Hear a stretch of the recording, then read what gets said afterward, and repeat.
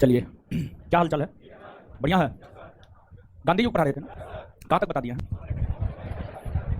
बताना है। रोलेक्ट एक्ट सत्याग्रह से आगे बताना है। रोलेक्ट एक्ट और उससे आगे बताना है। यानी कहने का मतलब यह है कि उससे पहले बता चुके हैं। 2 4 5 प्रश्न का जो है आप लोग जवाब दीजिए, तब यहां से आगे बढ़ जाएंगे। बताइएगा। प्रथम सविनय अवज्ञा आंदोलन की संज्ञा किसे दी जाती? चंपारण। प्रथम असहयोग आंदोलन की संज्ञा किसे दी जाती? खेड़ा सत्याग्रह। महात्मा गांधी को भूख हड़ताल की प्रेरणा किससे मिली? रस्किन से। महात्मा गांधी ने पहली बार भूख हड़ताल का प्रयोग किसमें किया था? अहमदाबाद मिल मजदूर हड़ताल के समर्थन में किया था। आगे बताइएगा कि जो है गांधी जी के चंपारण सत्याग्रह का विरोध किसने किया था? एनजी रंगा ने किया था। चंपारण सत्याग्रह के दौरान गांधी जी के खिलाफ मुकदमा कहां चलाया गया? मोतीहारी में चलाया गया था।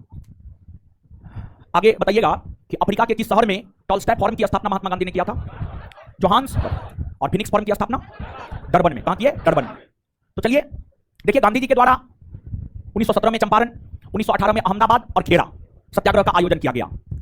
यह सभी सफल रहा।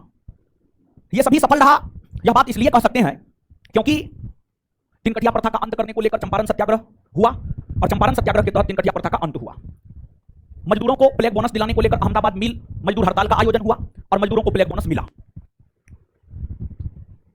खेड़ा में वैसे किसान जो कर देने की स्थिति में नहीं थे, उन्हें कर नहीं देने को लेकर खेड़ा सत्याग्रह हुआ, जिसे ब्रिटिश गवर्नमेंट ने स्वीकार किया।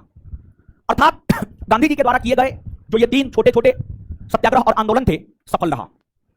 इसकी सफलता के बाद गांधी जी को एक नया पहचान मिला। इसकी सफलता के बाद गांधी जी को एक नया पहचान मिला और इसकी सफलता के बाद जब गांधी जी को एक नया पहचान मिला तथा वर्ष 1919 ईस्वी की घटनाएं ने गांधी जी को एक बड़ा आंदोलन करने को प्रेरित किया।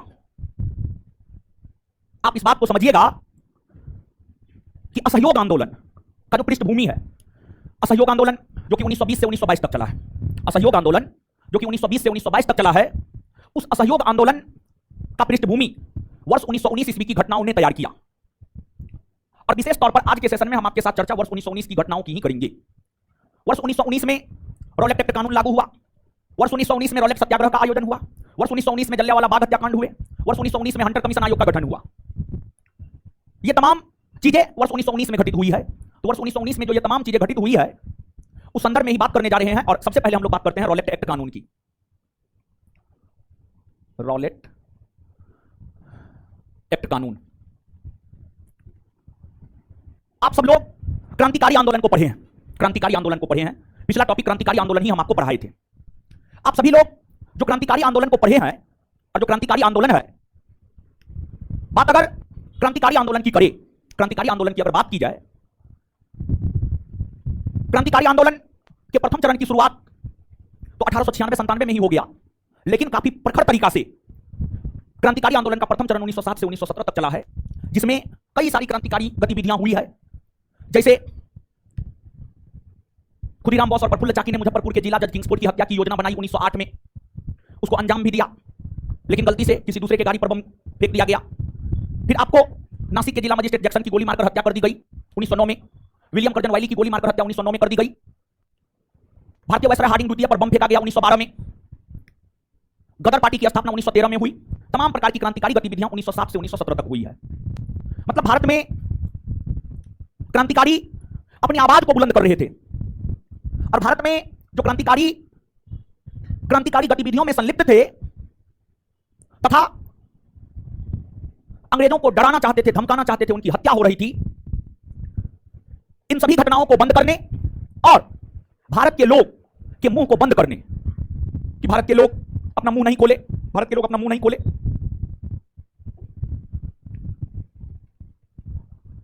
इन्हीं बातों के मद्देनजर सर सिडनी रोलेक्ट की अध्यक्षता में एक कमेटी गठित किया गया, जिसे रोलेक्ट कमेटी कहा गया। रोलेक्ट कमेटी का गठन 1917 में हुआ। रोलेक्ट कमेटी ने अपनी सिफारिश 1918 में दिया और रोलेक्ट कमेटी की सिफारिशों को लागू वर्ष 1919 में किया गया। रोलेक्ट कमेटी की सिफारिशों को लागू वर्ष 1919 में किया गया और रोलेक्ट कमेटी ने ही यह सिफारिश किया था कि अगर किसी भारतीय पर संदेह होता है तो संदेह के आधार पर उसे गिरफ्तार कर लिया जाए और बंद कमरा में मुकदमा चलाकर उन्हें कम से कम 2 वर्ष की सजा सुनाई जाए। और अगर किसी क्रांतिकारी को संदेह के आधार पर गिरफ्तार करके बंद कमरा में मुकदमा चलाया जाता है तो वह उसकी ना अपील कर सकता है, ना दलील दे सकता है, ना वकील रख सकता है, कुछ भी नहीं कर सकता है। रॉलेट एक्ट कानून में, रॉलेट एक्ट कानून के जरिए भारत में हो रहे क्रांतिकारी गतिविधियों को बंद करने तथा भारत के लोगों के आवाज को बंद करने को लेकर ही रॉलेट कमेटी का गठन हुआ और रॉलेट कमेटी ने जो सिफारिश किया उस सिफारिश को ही जो लागू किया गया है वही रॉलेट एक्ट कानून कहलाता है, वही रॉलेट एक्ट कानून कहलाता है। और रॉलेट एक्ट कानून की अगर बात की जाए तो जो रॉलेट एक्ट कानून है यह मार्च 1919 में 18 मार्च 1919 को रॉलेट एक्ट कानून लागू किया गया। इस कानून के तहत संदेह मात्र पर किसी भी भारत के लोग को गिरफ्तार करके बंद कमरा में मुकदमा चलाकर उन्हें कम से कम 2 वर्ष की सजा सुनाई जा सकती थी। यह कानून नाजायज कानून था, यह कोई अच्छा कानून नहीं था। इस रॉलेट एक्ट कानून को महात्मा गांधी ने काला कानून कहा। इस रॉलेट एक्ट कानून की बात करें तो इसे गांधी जी ने काला कानून कहा, काला कानून कहा। और साथ ही साथ इस रॉलेट एक्ट कानून को ही बिना अपील, बिना दलील, बिना वकील का कानून कहा जाता है। यह जो रॉलेट एक्ट कानून है इसी को बिना अपील, बिना दलील और बिना वकील का कानून कहा जाता है, क्योंकि इसके तहत अगर आपको गिरफ्तार कर मुकदमा चलाया जा रहा है, आप पर तो अपना अपील कर सकते हैं, ना दलील दे सकते हैं, ना वकील रख सकते हैं। कुल मिलाकर के भारतीयों की आवाज को दबाने के लिए यह कानून लाया गया था।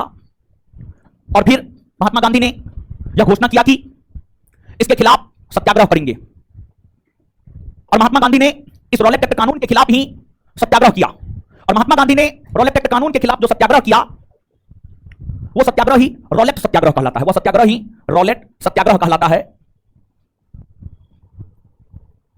और जो रॉलेट सत्याग्रह है महात्मा गांधी के द्वारा किया गया, यह प्रथम सत्याग्रह है जिसका प्रसार लगभग पूरे भारतवर्ष में देखने को मिलता है। देखिए, गांधी जी इससे पहले चंपारण सत्याग्रह किए, चंपारण सत्याग्रह सिर्फ चंपारण तक सीमित रहा था। गांधी जी इससे पहले खेरा सत्याग्रह किए थे, खेरा सत्याग्रह सिर्फ खेरा तक सीमित रहा था। लेकिन महात्मा गांधी ने रॉलेट एक्ट कानून के खिलाफ जो रॉलेट सत्याग्रह का आयोजन किया, इसका प्रसार लगभग पूरे भारतवर्ष में देखने को मिलता, पूरे भारतवर्ष में। और इसका प्रसार पूरे भारतवर्ष में इसलिए देखने को मिलता है क्योंकि रॉलेट एक्ट कानून तो पूरे भारतवर्ष में लागू हुआ था। और रॉलेट एक्ट कानून जब पूरे भारतवर्ष में लागू हुआ था तो इस कानून के खिलाफ पूरे भारतवर्ष में रोष का माहौल था। और इसलिए महात्मा गांधी जब रॉलेट सत्याग्रह की बात किए तो पूरे भारतवर्ष के लोग गांधी जी के साथ खड़े हो गए। गांधी जी के द्वारा किया गया यह प्रथम सत्याग्रह है जिसका प्रसार लगभग पूरे भारतवर्ष में देखने को मिलता है। महात्मा गांधी इस सत्याग्रह के तत्वाधान में ही, रॉलेट सत्याग्रह के तत्वाधान में ही 6 अप्रैल 1919 को देशव्यापी हड़ताल का आयोजन किए। 6 अप्रैल 1919 को देशव्यापी हड़ताल का आयोजन महात्मा गांधी ने किया। रॉलेट एक्ट कानून के खिलाफ रॉलेट सत्याग्रह के तत्वाधान में 6 अप्रैल 1919 को देशव्यापी हड़ताल का आयोजन किया गया था। इस हड़ताल का सबसे बड़ा केंद्र बिंदु पंजाब का अमृतसर बना था। यह जो हड़ताल हुआ था, यह हड़ताल सबसे ज्यादा सफल पंजाब के अमृतसर में रहा। और जब पंजाब के अमृतसर में हड़ताल सफल रहा तो गांधी जी यह चाहे कि वो अमृतसर जाएं।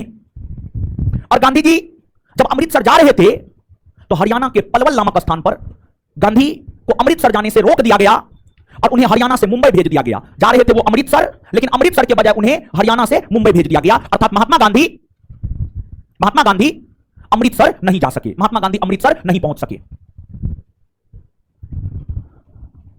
लेकिन फिर भी अमृतसर रॉलेट सत्याग्रह का प्रमुख केंद्र बना रहा। और अमृतसर में 2 बड़े नेता हुआ करते थे, डॉक्टर सतपाल और सैफुद्दीन किजलू। वही दोनों अमृतसर में रॉलेट सत्याग्रह का नेतृत्व कर रहे थे और उन्हीं दोनों के नेतृत्व में पंजाब का अमृतसर रॉलेट सत्याग्रह का सबसे प्रमुख केंद्र बना। इसके बाद 9 अप्रैल 1919 को रामनवमी था। 9 अप्रैल 1919 को रामनवमी था और रामनवमी में जुलूस निकलता है, आज भी निकलता है, पहले भी निकलता था। और 9 अप्रैल 1919 को जो रामनवमी था, रामनवमी के अवसर पर हिंदू और मुसलमान दोनों एक होकर, दोनों संयुक्त होकर एक जुलूस निकाला। और उस जुलूस में सतपाल और सैफुद्दीन किजलू भी भाग ले रहे थे। और 9 अप्रैल 1919 को ही डॉक्टर सतपाल और सैफुद्दीन किजलू को गिरफ्तार कर लिया गया। डॉक्टर सतपाल और सैफुद्दीन किजलू को गिरफ्तार कर लिया गया। दोनों की गिरफ्तारी हो गई, जो कि उस समय अमृतसर के बड़े नेताओं में शामिल थे। एक तो काला कानून अंग्रेजों ने लागू कर दिया था, रॉलेट एक्ट कानून। दूसरा, डॉक्टर सतपाल और सैफुद्दीन किजलू की गिरफ्तारी हो गई थी। इन दोनों घटनाओं के मद्देनजर ही पंजाब के जितने भी क्रांतिकारी थे, जितने भी नेता टाइप के लोग थे जो देश की आजादी के लिए लड़ाई लड़ रहे थे, वे सभी पंजाब के अमृतसर के जलियांवाला बाग में एक शांतिपूर्वक जनसभा का आयोजन कर रहे थे 13 अप्रैल 1919 को, 13 अप्रैल 1919 को।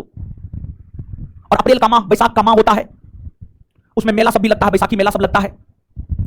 तो जो जलियांवाला बाग था, जलियांवाला बाग में बैसाखी मेला का आयोजन हो रहा था, कुछ लोग मेला घूमने के लिए आए थे, और जलियांवाला बाग में ही रौलट एक्ट कानून और सतपाल और किजलू की जो गिरफ्तारी हुई थी, इसको लेकर एक शांतिपूर्वक आम जनसभा का आयोजन हो रहा था। तो जलियांवाला बाग में जो रौलट एक्ट कानून और सतपाल और किजलू की गिरफ्तारी के विरोध में एक आम जनसभा का आयोजन हो रहा था, इसकी जानकारी पंजाब के lieutenant governor general O'Dwyer को लगी। पंजाब के lieutenant governor general O'Dwyer को लगी। जनरल ओ डायर को जब इसकी सूचना लगी तो जनरल ओ डायर ने आर डायर को आदेश दिया, और ओ डायर के आदेश पर आर डायर अपने सैनिकों के साथ जलियांवाला बाग पहुंचा। और जलियांवाला बाग पहुंचकर आर डायर ने जलियांवाला बाग को चारों तरफ से घेर लिया। और जलियांवाला बाग के विषय में कहा जाता है कि सिर्फ एक दरवाजा था, आने जाने दोनों का सिर्फ एक दरवाजा था। और जलियांवाला बाग को चारों तरफ से ब्रिटिश पुलिस घेर लिया, और भारत के लोगों को जलियांवाला बाग खाली करने को लेकर चंद मिनट दिया गया। हजारों की संख्या में लोग हैं, सिर्फ एक दरवाजा है, और चंद मिनट जलियांवाला बाग खाली करने को कहा गया। खाली तो होना पॉसिबल था नहीं, और चंद मिनटों के बाद जलियांवाला बाग में जो निर्दोष जनता, जो कि कुछ मेला देखने के लिए आया था, कुछ आम जनसभा का आयोजन कर रहा था, उसके ऊपर, उस निहत्थी भीड़ के ऊपर अंग्रेजी सरकार की पुलिस ने ताबड़तोड़ फायरिंग की। और कहा जाता है कि तब तक गोली चलता रहा जब तक कि गोली समाप्त नहीं हो गया। यही क्रूर घटना भारतीय इतिहास में जलियांवाला बाग हत्याकांड कहलाती है। और इस जलियांवाला बाग हत्याकांड का पूरे भारतवर्ष में विरोध हुआ। पूरे भारतवर्ष में ही नहीं, बल्कि इसका विरोध अंतरराष्ट्रीय स्तर पर भी हुआ। यहां तक कि ब्रिटेन के हाउस ऑफ कॉमन्स के सदस्यों ने भी इस घटना की कड़ी आलोचना की। जलियांवाला बाग हत्याकांड के विरोध में रविन्द्रनाथ टैगोर यह कहते हुए कि समय आ गया है कि ब्रिटिशों की उपाधियों के तमगे को त्याग कर देश के आम जनता के साथ खड़ा होने का। और यह कहते हुए रविन्द्रनाथ टैगोर ने सर और नाइटहुड की उपाधि, रविन्द्रनाथ टैगोर को अंग्रेजी सरकार के द्वारा सर और नाइटहुड की उपाधि दी गई थी, रविन्द्रनाथ टैगोर ने सर और नाइटहुड की उपाधि वापस लौटा दी। जमनालाल बजाज ने राय बहादुर की उपाधि वापस लौटा दी। शंकरन नायर वायसराय के कार्यकारिणी परिषद से त्यागपत्र दे दिए। ये तमाम प्रकार की घटनाएं घटित हुई। कांग्रेस ने जलियांवाला बाग हत्याकांड की भर्त्सना की। सीएफ एंड्रूज ने जलियांवाला बाग हत्याकांड को जानबूझकर की गई हत्याकांड की संज्ञा दी। और जब जलियांवाला बाग हत्याकांड का काफी विरोध होने लगा, तो फिर जलियांवाला बाग हत्याकांड की जांच को लेकर डब्ल्यू हंटर की अध्यक्षता में एक आयोग का गठन किया गया, जिसे हंटर कमीशन आयोग कहा गया, जिसे हंटर कमीशन आयोग कहा गया। और जो हंटर कमीशन आयोग था, हंटर कमीशन आयोग का गठन मार्च 1919 में हुआ। आप सोचिए, घटना अप्रैल 1919 में हो रहा है और जांच को लेकर आयोग गठित अक्टूबर 1919 में हो रहा है। सॉरी, अक्टूबर 1919 में हो रहा है, मार्च बोल दिए थे तभी, ठीक है। अक्टूबर 1919 में हो रहा है, घटना अप्रैल 1919 में हो रहा है, और उस घटना की जांच को लेकर आयोग का गठन अक्टूबर 1919 में हो रहा है। मतलब अंग्रेजों को, अंग्रेजी सरकार को घटना की जांच करवाने का कोई मंशा नहीं था, लेकिन पूरे भारतवर्ष में अंग्रेजी सरकार के खिलाफ इतना ज्यादा विरोध हुआ, अंग्रेजी सरकार का इतना विरोध हुआ कि ना चाहते हुए अंततः जलियांवाला बाग हत्याकांड की जांच को लेकर अंग्रेजी सरकार को हंटर कमीशन आयोग का गठन किया गया। और जलियांवाला बाग हत्याकांड को लेकर जो हंटर कमीशन आयोग का गठन हुआ था,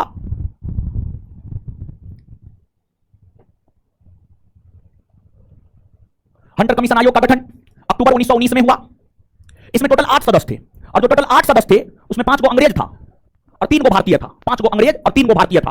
5 गो अंग्रेज में एगो डब्ल्यू हंटर जो कि इसके अध्यक्ष थे, इसके बाद जॉर्ज बेरो, इसके बाद टॉमस स्मिथ, फिर डब्ल्यू राइस, और फिर एक और अंग्रेज था रेस्किन होगा, रेस्किन। यही 5 अंग्रेज था। और वही जलियांवाला बाग हत्याकांड की जांच को लेकर जो हंटर कमीशन आयोग का गठन हुआ था, इसमें 3 गो भारतीय था, और जो 3 गो भारतीय था, चीमनलाल सीतलवार, जगत नारायण, साहबजादा सुल्तान अहमद।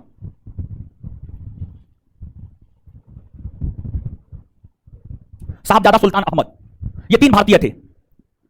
और देखिए, अगर आप हंटर कमीशन की बात करेंगे तो हंटर कमीशन ने भी जलियांवाला बाग हत्याकांड के दोषियों को बचाने का प्रयास किया, लेकिन हंटर कमीशन आयोग की सिफारिश आने से पहले ही जलियांवाला बाग हत्याकांड के दोषियों को बचाने को लेकर ब्रिटिश गवर्नमेंट के द्वारा एक बिल लाया गया था, और ब्रिटिश गवर्नमेंट के द्वारा जो बिल लाया गया था उस बिल को कहा जाता है indemnity bill. Indemnity bill, indemnity bill कहा जाता है। एक तो जलियांवाला बाग हत्याकांड के दोषियों को बचाने का प्रयास हंटर कमीशन आयोग भी कर रहा था, और दूसरा उसको बचाने के लिए ही इंडेमिनिटी बिल ले आया गया। और कुल मिलाकर के देखेंगे तो जब हंटर कमीशन आयोग ने अपनी रिपोर्ट दी, तो हंटर कमीशन आयोग ने अपनी रिपोर्ट दी है मार्च 1920 में। हंटर कमीशन आयोग ने अपनी रिपोर्ट दी है मार्च 1920 में, और उसकी रिपोर्ट में स्पष्ट तौर पर इस बात का आभास हो रहा था कि जलियांवाला बाग हत्याकांड के दोषियों को बचा दिया गया है।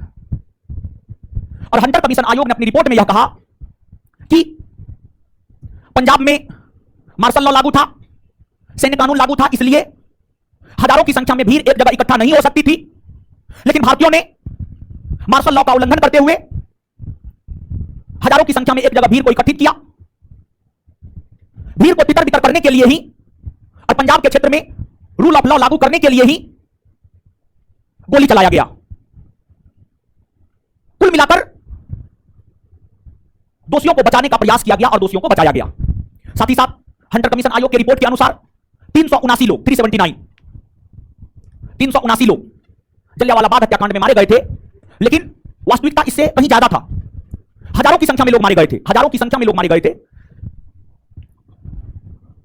आपको जलियांवाला बाग हत्याकांड के विरोध में हंटर कमीशन आयोग की रिपोर्ट से कांग्रेस संतुष्ट नहीं हुआ, और जब कांग्रेस संतुष्ट नहीं हुआ तो कांग्रेस ने जलियांवाला बाग हत्याकांड की जांच को लेकर मदन मोहन मालवीय की अध्यक्षता में एक कमेटी गठित किया, और कांग्रेस ने मदन मोहन मालवीय के नेतृत्व में जलियांवाला बाग हत्याकांड की जांच को लेकर जो कमेटी गठित किया, उस कमेटी का नाम तहकीकात कमेटी था। उस कमेटी का नाम तहकीकात कमेटी था, तहकीकात कमेटी।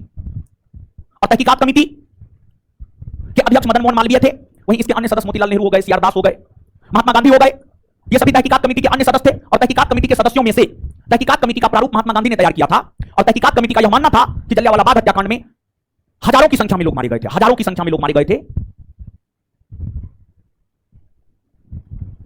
इसके बाद वर्ष 1919 की अगर आप बात करेंगे तो वर्ष 1919 में ही एक और खिलाफत आंदोलन हुआ था। खिलाफत आंदोलन की भी चर्चा आगे हम आपके साथ करेंगे। तो ये रॉलेट एक्ट कानून, जलियांवाला बाग हत्याकांड, हंटर कमीशन आयोग की रिपोर्ट के विषय में हुआ। इसको आप पढ़ लीजिए, पढ़िए तो।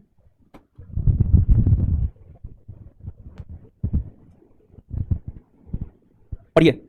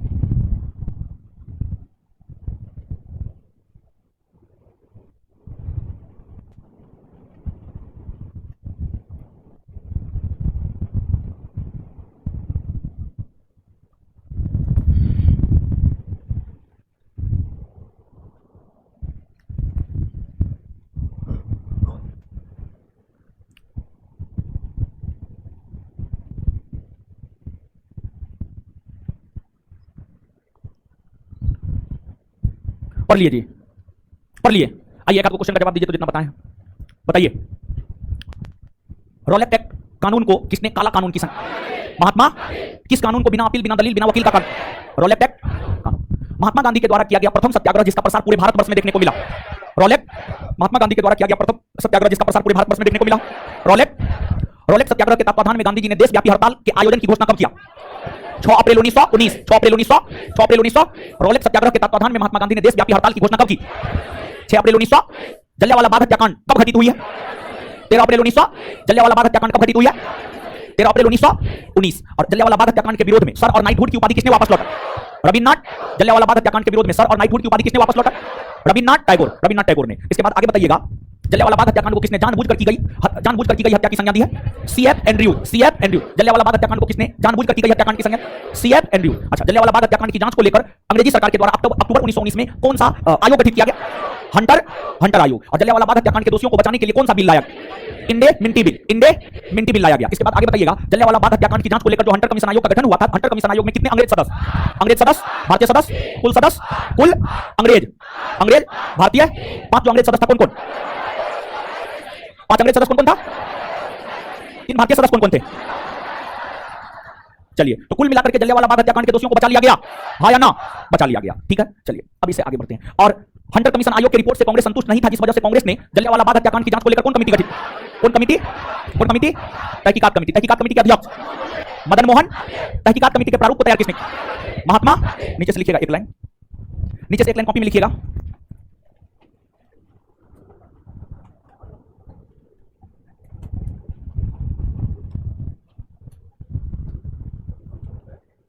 गांधी जी के द्वारा किया गया प्रथम सत्याग्रह रोलेप सत्याग्रह था। गांधी जी के द्वारा किया गया प्रथम सत्याग्रह रोलेप सत्याग्रह था। गांधी जी के द्वारा किया गया प्रथम सत्याग्रह रोलेप सत्याग्रह था, जिसका प्रसार पूरे भारतवर्ष में देखने को मिलता है। जिसका प्रसार पूरे भारतवर्ष में देखने को मिलता है। जिसका प्रसार पूरे भारतवर्ष में देखने को मिलता है। नेक्स्ट पॉइंट लिखिएगा, पंजाब के lieutenant governor general O'Dwyer के आदेश पर, पंजाब के lieutenant governor general O'Dwyer के आदेश पर आर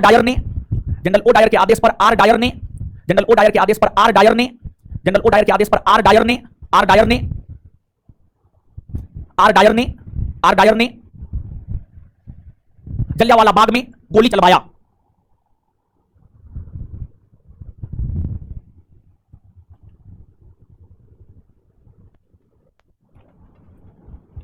चलिए अब देखिएगा, इसमें यह बात लिखा हुआ है कि इस घटना के विरोध में रविन्द्रनाथ टैगोर ने ब्रिटिश सरकार द्वारा अपनी नाइटहुड की उपाधि त्याग दी, अपने सर की भी उपाधि त्याग दी थी। ठीक है, तो नीचे से लिखिएगा सीएफ एंड्रयूज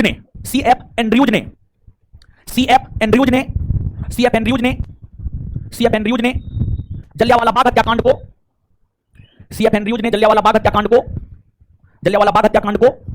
जानबूझकर की गई हत्याकांड की संज्ञा दी है। सीएफ एंड्रयूज ने जलियांवाला बाग हत्याकांड को जानबूझकर की गई हत्याकांड की संज्ञा दी है। तो इसमें जो है थोड़ा सा पेज नंबर 304 पे आइएगा, थोड़ा सा यहीं पे जुड़वा देते हैं। 304 पे आइए, 304 पे आ गए।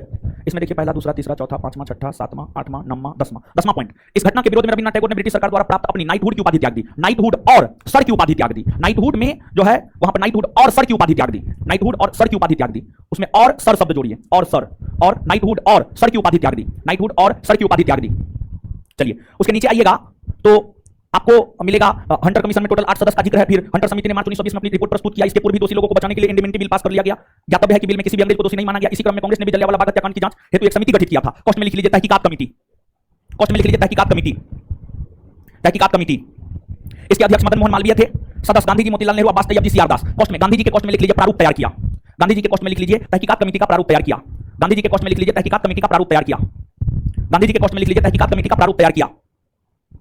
तहकीकात कमेटी का प्रारूप तैयार किया। चलिए हो गया। अब आगे आ जाइए, खिलाफत आंदोलन।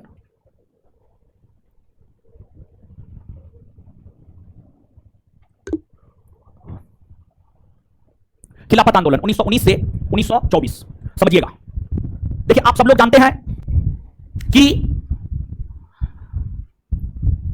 इस्लाम धर्म के संस्थापक पैगंबर हजरत मोहम्मद साहब के उत्तराधिकारी खलीफा कहलाए। इस्लाम धर्म में पैगंबर हजरत मोहम्मद साहब के निधन होने के बाद इस्लाम धर्म के जो नेतृत्व करता थे, जिसको मुसलमान अपना सर्वेसर्वा मानता था, वह आपको खलीफा था। और देखिए वर्ष 1918-19 की बात करें तो वर्ष 1918-1919 ईस्वी के समय तुर्की के खलीफा संपूर्ण विश्व जगत के मुसलमानों का खलीफा माना जाता था। पूरे विश्व के मुसलमान तुर्की के खलीफा को ही अपना खलीफा मानता था।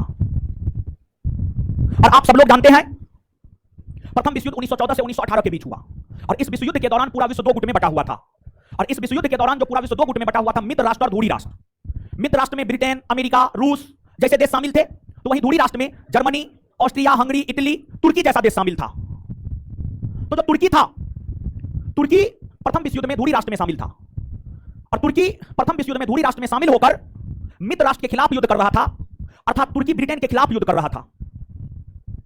तुर्की ब्रिटेन के खिलाफ प्रथम विश्व युद्ध में युद्ध लड़ रहा था, और जब 1918 ईस्वी में प्रथम विश्व युद्ध की समाप्ति हुई और परिणाम निकलकर सामने यह आया कि इस विश्व युद्ध में जीत मित्र राष्ट्र की हुई है, अर्थात प्रथम विश्व युद्ध में ब्रिटेन की जीत हुई, क्योंकि ब्रिटेन ही प्रथम विश्व युद्ध का नेतृत्व कर रहा था मित्र राष्ट्र की ओर से।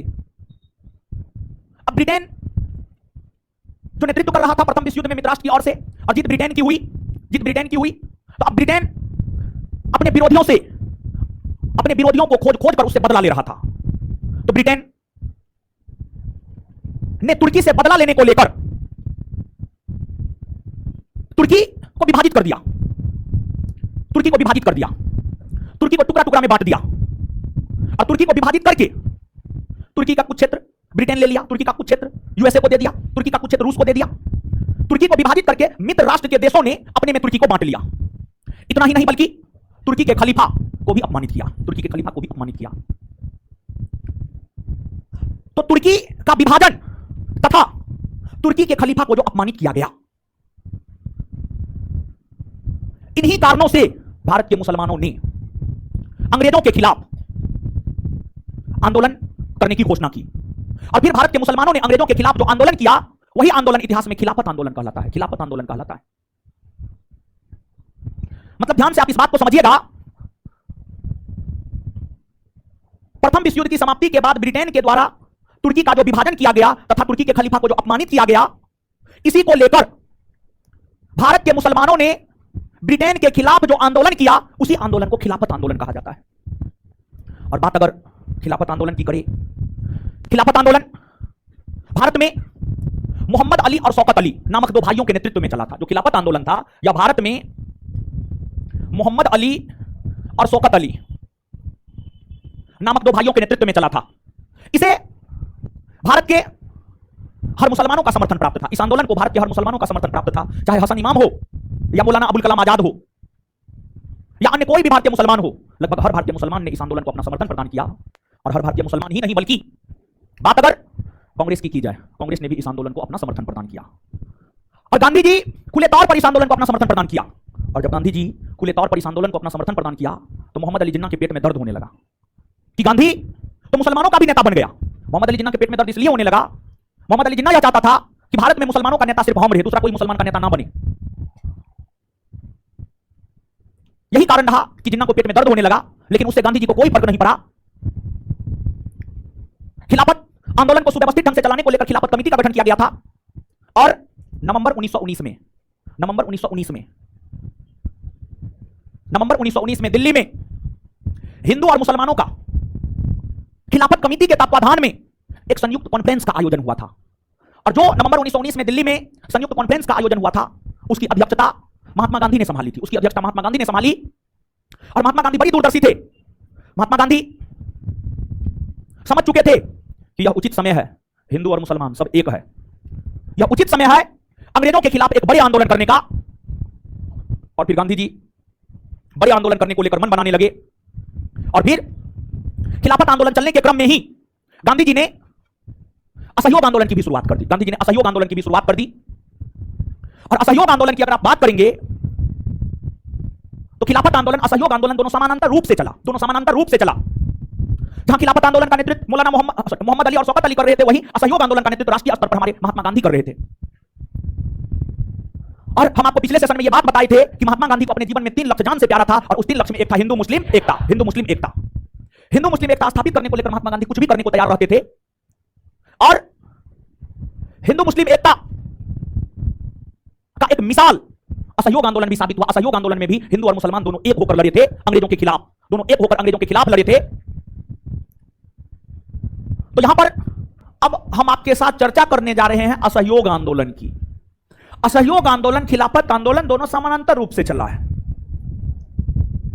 कुछ बुक तो असहयोग खिलाफत या खिलाफत असहयोग नाम से टॉपिक दे देता है, दोनों को एक साथ डिस्कस करता है। अब बात यहां पर हम आपके साथ करने जा रहे हैं असहयोग आंदोलन का। देखिए, वर्ष 1919 ईस्वी की घटनाएं, वर्ष 1919 ईस्वी की घटनाएं तथा भारतीय मुसलमानों में अंग्रेजों के प्रति रोष को देखते हुए गांधी जी ने मन बनाया कि अंग्रेजों के खिलाफ एक बड़ा आंदोलन किया जाए। और महात्मा गांधी को इसमें सहयोग सबसे ज्यादा अगर किसी ने किया था तो वह बाल गंगाधर तिलक था। यानी महात्मा गांधी के मन में जब यह विचार आया कि अंग्रेजों के खिलाफ एक बड़ा आंदोलन, असहयोग आंदोलन करेंगे, तो फिर महात्मा गांधी का सबसे ज्यादा सपोर्ट अगर किसी ने किया था तो वह बाल गंगाधर तिलक था।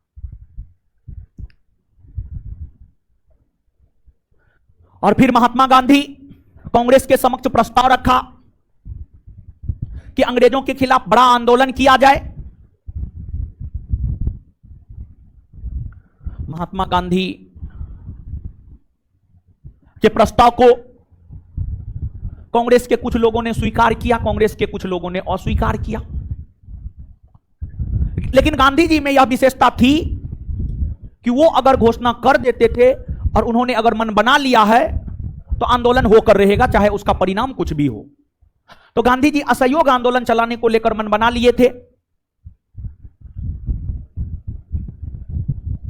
गांधी जी ने जब असहयोग आंदोलन चलाने का विचार कांग्रेस के समक्ष रखा, Motilal Nehru, Chittaranjan Das, Mohammad Ali Jinnah, Annie Besant, G S Khaparde, Bipin Chandra Pal, ये तमाम ऐसे नेता हुए जो असहयोग आंदोलन चलाए जाने का विरोध करना शुरू कर दिए।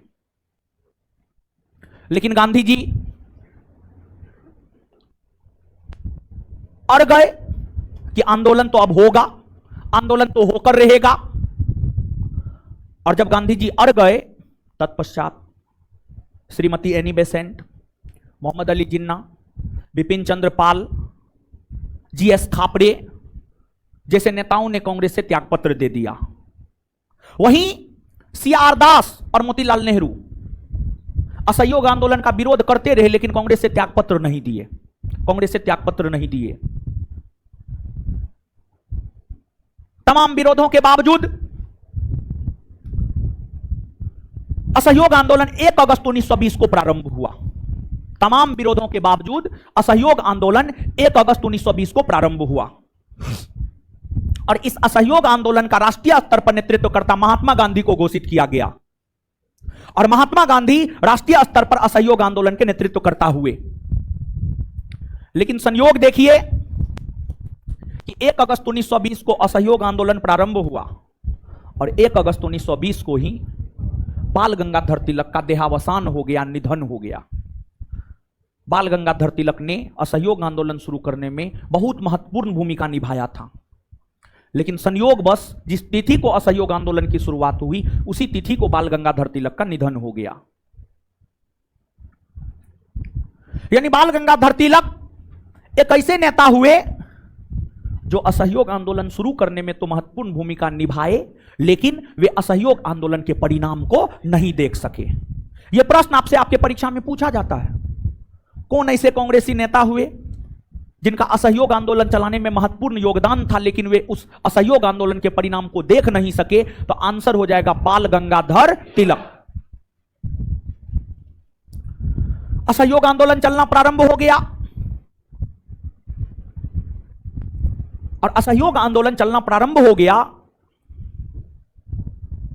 असहयोग आंदोलन चलाए जाने के प्रस्ताव को कांग्रेस पारित कर दे। इसके मद्देनजर 1920 ईस्वी में कांग्रेस का विशेष अधिवेशन सितंबर 1920 में, सितंबर 1920 में कांग्रेस का विशेष अधिवेशन कोलकाता में बुलाया गया, जिसकी अध्यक्षता लाला लाजपत राय ने किया। यह कांग्रेस का विशेष अधिवेशन इसलिए बुलाया गया था ताकि कांग्रेस असहयोग आंदोलन चलाए जाने के प्रस्ताव को पारित कर दे। लेकिन जब कांग्रेस के सितंबर 1920 के कलकत्ता के विशेष अधिवेशन में असहयोग आंदोलन चलाए जाने के प्रस्ताव को रखा गया तो उसका विरोध मोतीलाल नेहरू और चित्तरंजन दास ने किया, जिस वजह से विशेष अधिवेशन में असहयोग आंदोलन चलाए जाने के प्रस्ताव को कांग्रेस पारित नहीं कर सका। सीआर दास मोतीलाल नेहरू विरोध कर रहे थे। इसके बाद महात्मा गांधी सीआर दास और मोतीलाल नेहरू से पर्सनली मिले, व्यक्तिगत तौर पर मिले और उनको समझाए। महात्मा गांधी के समझाने के बाद मोतीलाल नेहरू और चित्तरंजन दास मान गए कि ठीक है, चलाइए। और फिर दिसंबर 1920 में कांग्रेस का वार्षिक अधिवेशन महाराष्ट्र के नागपुर में हुआ, जिसकी अध्यक्षता विजय राघवाचारी ने किया। और उसी अधिवेशन में कांग्रेस ने असहयोग आंदोलन चलाए जाने के प्रस्ताव को पारित किया। और फिर जब कांग्रेस ने असहयोग आंदोलन चलाए जाने के प्रस्ताव को पारित किया तो फिर असहयोग आंदोलन पूरे जोर शोर से चलने लगा। और असहयोग आंदोलन की अगर हम बात करें तो जो असहयोग आंदोलन है यह प्रथम आंदोलन था जिसमें कांग्रेस ने जनसंघ पारित कर दे। इसके मद्देनजर 1920 ईस्वी में कांग्रेस का विशेष अधिवेशन सितंबर 1920 में सितंबर 1920 में कांग्रेस का विशेष अधिवेशन कोलकाता में बुलाया गया, जिसकी अध्यक्षता लाला लाजपत राय ने किया। यह कांग्रेस का विशेष अधिवेशन इसलिए बुलाया गया था ताकि कांग्रेस असहयोग आंदोलन चलाए जाने के प्रस्ताव को पारित कर दे। लेकिन जब कांग्रेस के सितंबर 1920 के कलकत्ता के विशेष अधिवेशन में असहयोग आंदोलन चलाए जाने के प्रस्ताव को रखा गया तो उसका विरोध मोतीलाल नेहरू और चित्तरंजन दास ने किया, जिस वजह से विशेष अधिवेशन में असहयोग आंदोलन चलाए जाने के प्रस्ताव को कांग्रेस पारित नहीं कर सका। सीआर दास मोतीलाल नेहरू विरोध कर रहे थे। इसके बाद महात्मा गांधी सीआर दास और मोतीलाल नेहरू से पर्सनली मिले, व्यक्तिगत तौर पर मिले और उनको समझाए। महात्मा गांधी के समझाने के बाद मोतीलाल नेहरू और चित्तरंजन दास मान गए कि ठीक है, चलाइए। और फिर दिसंबर 1920 में कांग्रेस का वार्षिक अधिवेशन महाराष्ट्र के नागपुर में हुआ, जिसकी अध्यक्षता विजय राघवाचारी ने किया। और उसी अधिवेशन में कांग्रेस ने असहयोग आंदोलन चलाए जाने के प्रस्ताव को पारित किया। और फिर जब कांग्रेस ने असहयोग आंदोलन चलाए जाने के प्रस्ताव को पारित किया तो फिर असहयोग आंदोलन पूरे जोर शोर से चलने लगा। और असहयोग आंदोलन की अगर हम बात करें तो जो असहयोग आंदोलन है यह प्रथम आंदोलन था जिसमें कांग्रेस ने जनसंघर्ष के रास्ते को चुना। मतलब कांग्रेस ने यह कहा कि अब हम डटकर लड़ाई लड़ेंगे, अब हम पीछे नहीं हटेंगे, अब हम डटकर लड़ाई लड़ेंगे, आमने सामने की लड़ाई लड़ेंगे। इसी संदर्भ में हमने आपको कहा कि कांग्रेस ने जनसंघर्ष के रास्ते को चुना। और इस आंदोलन में भारत के लोगों के मन से अंग्रेजों का भय, अंग्रेजों का डर खत्म हो गया था, अंग्रेजों का डर खत्म हो गया था। इससे पहले आंदोलन करने में भारत के लोगों के मन में अंग्रेजों के प्रति भय रहता था, डर रहता था कि अंग्रेज क्या करेगा, नहीं करेगा, तोप से उड़ा देगा, गोली मार देगा, फांसी पर लटका देगा। यह सब भय भारतीयों के मन में बैठा हुआ था। भारतीयों के मन में जो ये तमाम प्रकार के भय बैठे हुए थे, जो डर बैठे हुए थे, उस डर का विनाश हो गया था असहयोग आंदोलन में। गांधी जी फ्रंट पर नेतृत्व कर रहे थे और गांधी जी के नेतृत्व करने के कारण भी लोगों के मन में जो भय और डर था अंग्रेजों को लेकर, वह भय और डर खत्म हो गया था। और असहयोग आंदोलन के दौरान गांधी जी ने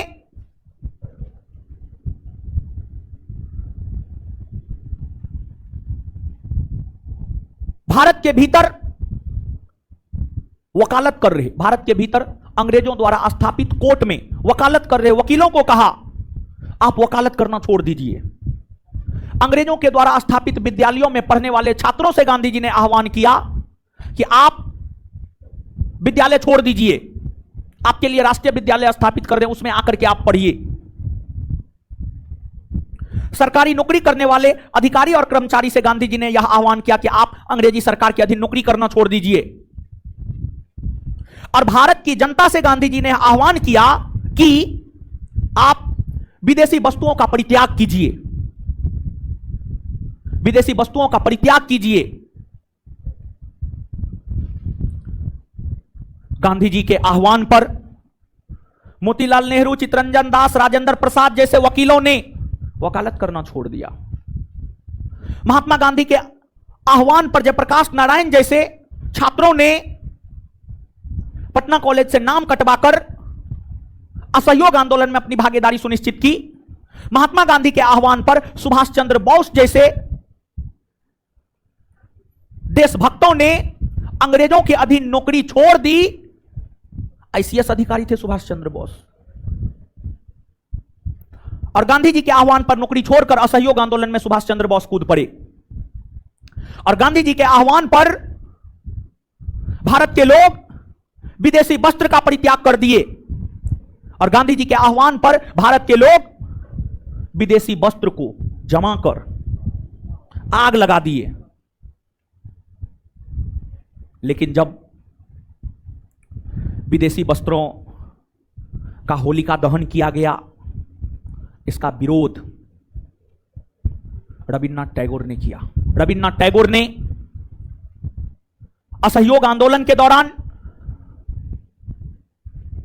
वस्त्रों के किए गए होलिका दहन का विरोध करते हुए यह कहा कि यह निष्ठुर बर्बादी है, उससे ज्यादा कुछ नहीं। यह निष्ठुर बर्बादी है, उससे ज्यादा कुछ नहीं।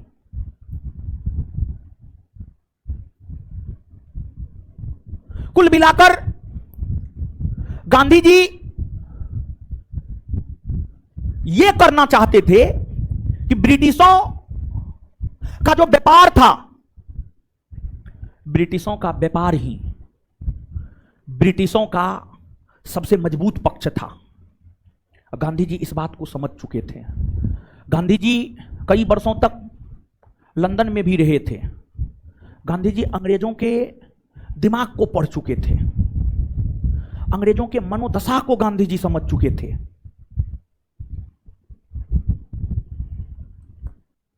तो इसलिए गांधी जी यह चाहते थे कि अंग्रेजों के व्यापार को नष्ट कर देंगे, और जैसे अंग्रेजी व्यापार नष्ट होगा, अंग्रेज अपने भारत छोड़कर चला जाएगा। इसलिए गांधी जी जब असहयोग आंदोलन की शुरुआत किए तो सबसे पहला प्रहार गांधी जी ने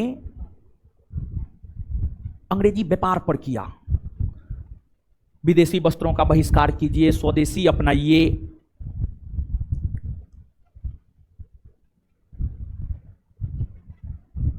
यह सब हुआ।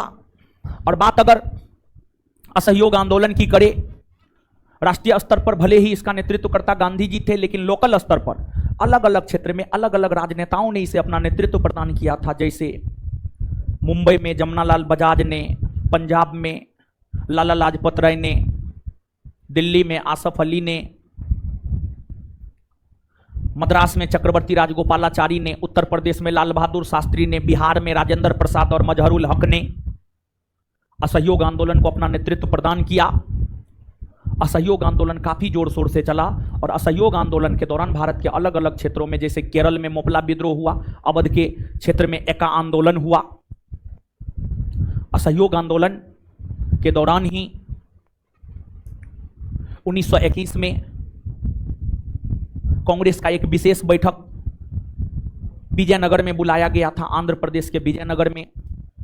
उस बैठक में गांधी जी ने यह निर्णय लिया कि हमारे देश के किसानों के शरीर पर पूरा वस्त्र भी नहीं है, इसलिए हम भी पूरा वस्त्र नहीं पहनेंगे। और गांधी जी असहयोग आंदोलन के दौरान ही लंगोट पहनना प्रारंभ कर दिए। और असहयोग आंदोलन के दौरान ही गांधी जी ने 1 वर्ष में स्वराज प्राप्ति का लक्ष्य रखा था। 1 वर्ष में स्वराज प्राप्ति का लक्ष्य असहयोग आंदोलन के दौरान ही गांधी जी ने रखा था, लेकिन उसको प्राप्त नहीं किया जा सका। असहयोग आंदोलन काफी जोर शोर से चला, लेकिन उसी क्रम में फरवरी 1922 में 5 फरवरी 1922 को उत्तर प्रदेश के गोरखपुर के चौरी चौरा नामक स्टेशन पर, चौरी चौरा नामक स्थान पर एक हिंसक घटना हुई, जिस हिंसक घटना में असहयोग आंदोलन में भाग ले रहे किसानों ने चौरी चौरा नामक पुलिस स्टेशन को घेर कर उसमें आगजनी कर दिया और उस आगजनी में 22 पुलिसकर्मी मारे गए। यह जो घटना है, यह घटना चौरी चौरा कांड कहलाता है। यह हिंसक घटना था। इस हिंसक घटना के समय हमारे महात्मा गांधी गुजरात के बारदौली में थे और गुजरात के बारदौली में ही महात्मा गांधी ने कांग्रेस की एक आपातकालीन बैठक बुलाई और असहयोग आंदोलन को वापस लेने की घोषणा महात्मा गांधी ने कर दिया। और जब महात्मा गांधी ने असहयोग आंदोलन को वापस लेने का घोषणा किया तो इसका विरोध सुभाष चंद्र बोस, मोतीलाल नेहरू, चित्तरंजन दास, डॉक्टर मुंजे जैसे नेताओं ने किया। असहयोग आंदोलन स्थगन के वजह से डॉक्टर मुंजे ने महात्मा गांधी के खिलाफ निंदा प्रस्ताव लाया। मोतीलाल नेहरू ने यह कहा कि अगर हिमालय के किसी गांव ने गलती किया हो तो उसकी सजा कन्याकुमारी के किसी गांव को नहीं दी जानी चाहिए। और सुभाष चंद्र बोस ने यह कहा कि जिस समय जनता का उत्साह चरम पर हो उस समय आंदोलन को वापस ले लेना देशद्रोह से कम नहीं है, राजद्रोह से कम नहीं है, देशद्रोह से कम नहीं है। यह कहते हुए सुभाष चंद्र बोस ने असहयोग आंदोलन के स्थगन की आलोचना की। और फिर असहयोग आंदोलन के स्थगन होने के बाद महात्मा गांधी के ऊपर अहमदाबाद सेशन कोर्ट में केस चलाया गया और अहमदाबाद सेशन कोर्ट के जज ब्रूमफील्ड ने महात्मा गांधी को 6 वर्ष की सजा सुनाई और मार्च 1922 में उन्हें जेल में बंद कर दिया गया। लेकिन स्वास्थ्य संबंधी कारणों से 1924 ईस्वी में गांधी जी को जेल से रिहा कर दिया गया। यानी यहां पर हम यह बात कह सकते हैं कि असहयोग आंदोलन का स्थगन चौरी चौरा कांड के कारण हुआ, चौरी चौरा कांड के कारण हुआ। इसको आगे आप लोग पढ़ लीजिएगा, ठीक है। एक जगह गलती है, थोड़ा सुधार कीजिएगा। तो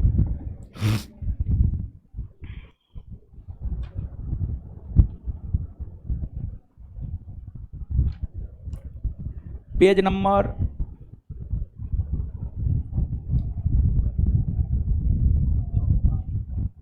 305, पेज नंबर 305, असहयोग आंदोलन 1920 से 1922। सबसे लास्ट पॉइंट, इस अधिवेशन की अध्यक्षता सी राजगोपालाचारी ने किया, नहीं, विजय राघवाचारी ने किया। 1920 के नागपुर अधिवेशन के विषय में बोल रहा है, 1920 के नागपुर अधिवेशन के विषय में बोल रहा है।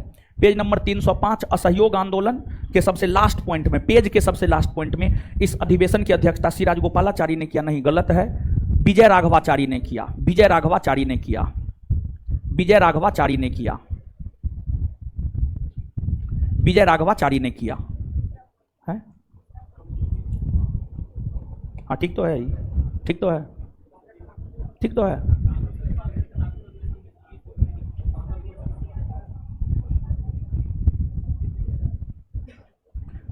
सीआर, हाँ हाँ हाँ, सॉरी, इसमें जो है इस प्रस्ताव का विरोध, सॉरी, असहयोग आंदोलन में ही, असहयोग आंदोलन में ही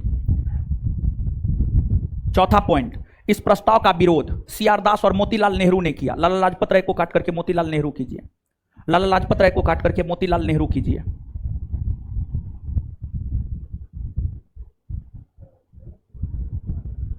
आगे बोलिए, क्या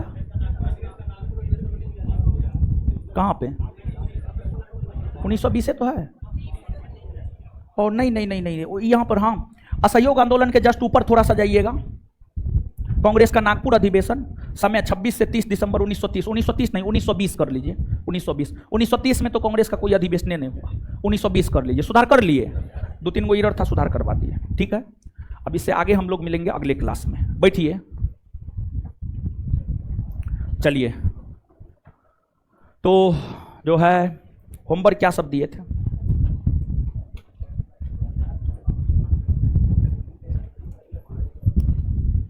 इक्यावन से 100 दिए थे।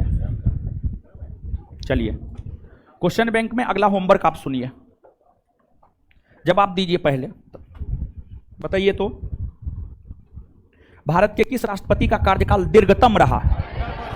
राजेंद्र। किस संशोधन द्वारा पंचायत को संवैधानिक दर्जा दिया? 73वां। नवाबों का शहर किसे कहा? सारनाथ स्तूप कहाँ है? मुंडा जनजाति कहाँ रहती है? कहाँ? होजी मिन्ह शहर को पहले क्या कहा जाता? साइगॉन। क्या कहा जाता था? लघु गणक किसके द्वारा विकसित किया गया? किसके द्वारा? नेपियर। हेबर प्रक्रम किसके औद्योगिक उत्पादन हेतु प्रयुक्त होता है? अमोनिया। फाइकोलॉजी किसका अध्ययन है? सेबाल। ब्रह्मांड में सर्वाधिक पाया जाने वाला तत्व? हाइड्रोजन। रैम में ए किसके लिए आता है? एक्सेस। एक्सेस। स्वस्थ दृष्टि के लिए कौन सा विटामिन आवश्यक? Vitamin A. रबी की फसल की कटाई का महीना? मार्च। फेसबुक के संस्थापक? Mark Zuckerberg. और है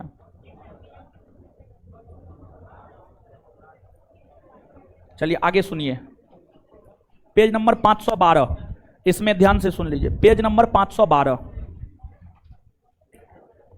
पेज नंबर 512 से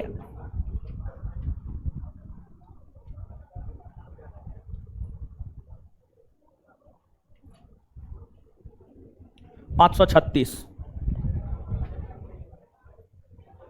क्वेश्चन नंबर 1 से 50। हाँ ज्यादा है, हमको पता है। आप लोग कौन डिस्कशन करते हैं? आप तो सीधा क्वेश्चन याद करते हैं। करते हैं तो कीजिए, डिस्कशन भी करना चाहिए, ठीक है। चलिए, इसमें क्या था?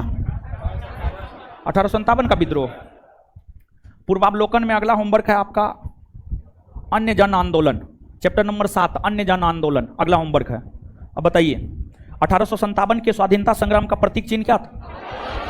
कमल। और 1857 की क्रांति सर्वप्रथम कहां से प्रारंभ? मेरठ से।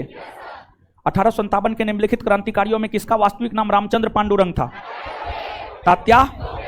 वह महिला जिन्होंने अवध में 1857 के क्रांति का नेतृत्व? बेगम हजरत।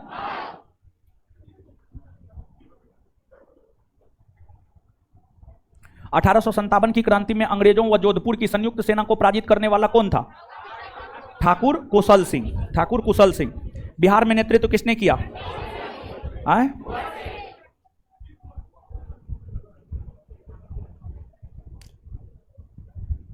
सुप्रसिद्ध उर्दू शायर मिर्जा गालिब का मूल निवास स्थान?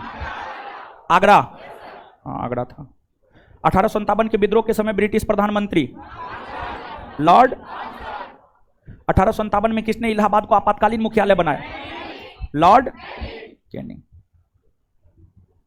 तथाकथित प्रथम राष्ट्रीय स्वतंत्रता संग्राम ना प्रथम ना राष्ट्रीय और ना ही स्वतंत्रता संग्राम था, किसने कहा है? आरसी मजूमदार ने। 1857 के संग्राम को प्रथम स्वतंत्रता संग्राम की संज्ञा किसने दी है? बीडी सावरकर। 1857 के विद्रोह के दमन के बाद भारतीय फौज के नवगठन से संबंधित आयोग? पील आयोग। इसमें अगला है अन्य जन आंदोलन, ठीक है। चलिए धन्यवाद, हमको निकलने दीजिए, तब निकलिएगा, इससे आगे मिलते हैं अगले क्लास में।